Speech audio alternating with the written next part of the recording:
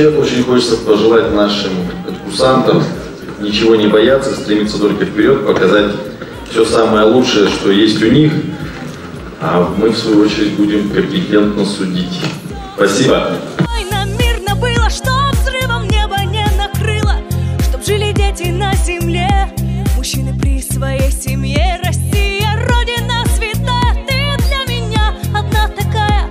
Мы все огромная семья, свети и пой, земля моя, под белой чистотой, под синей высотой, под красным пламенем, под двухголовым знаменем стоит держава. Это Русь, страна великая, горжусь. Россия, родина моя, большая братская земля, под белой чистотой, под синей высотой, под красным пламенем, под двухголовым знаменем стоит держава. Это Русь, страна великая, горжусь. Россия, родина моя, большая братская земля.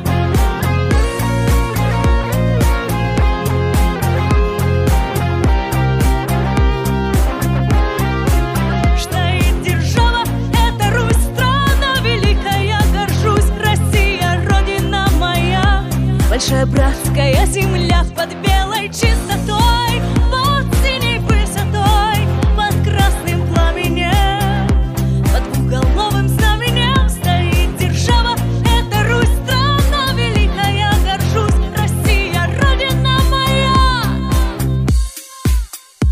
большая братская земля. Я благодарю вас за открытость, за смелость. Побеждает сильнейший.